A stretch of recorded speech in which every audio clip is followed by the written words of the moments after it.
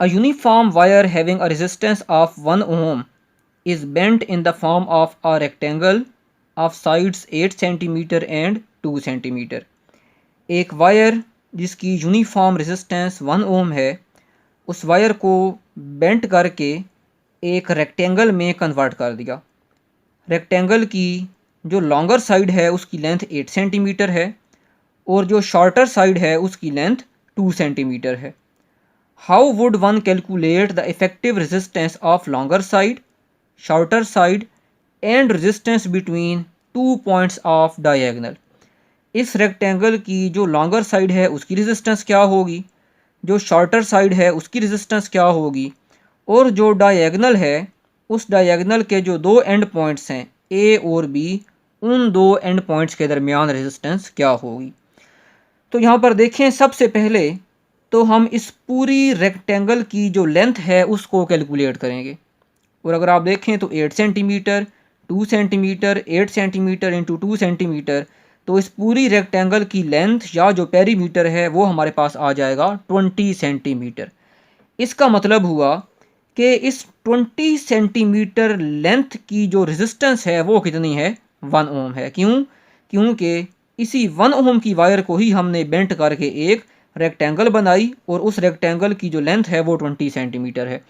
So 20 centimetre length has resistance 1 ओम। अब 1 centimetre की अगर हमारे पास लेंथ हो तो उसकी रेजिस्टेंस कितनी होगी, 1/20 ओम होगी।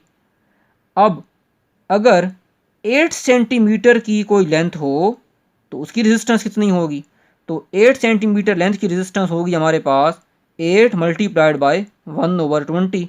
तो ये हमारे पास आ गया 0.4 ओम। यानी कि जो लॉन्गर साइड है, 8 सेंटीमीटर वाली जो साइड है, इस साइड की रेजिस्टेंस होगी 0.4 ओम।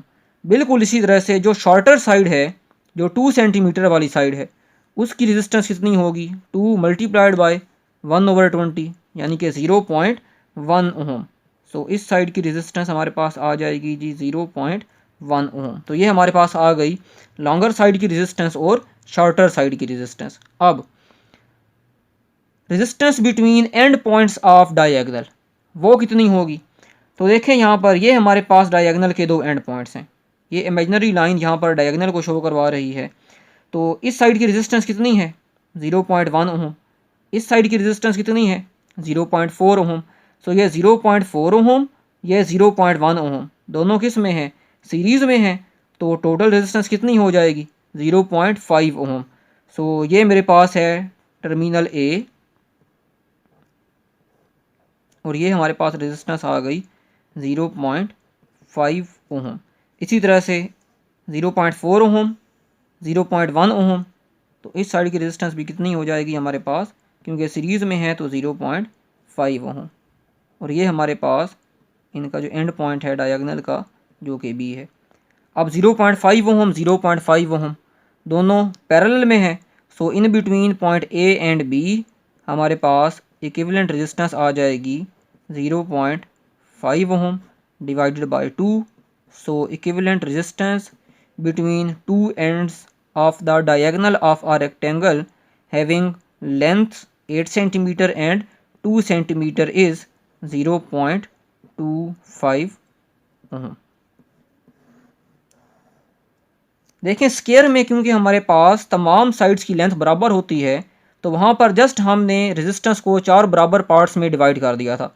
लेकिन रेक्टेंगल में क्योंकि लेंथ सेम नहीं होती तो हमें हर लेंथ के अकॉर्डिंग पहले रेजिस्टेंस को कैलकुलेट करना पड़ेगा, फिर उसी के अकॉर्डिंग हम हर साइड की जो रेजिस्टेंस है उसको कैलकुलेट करेंगे।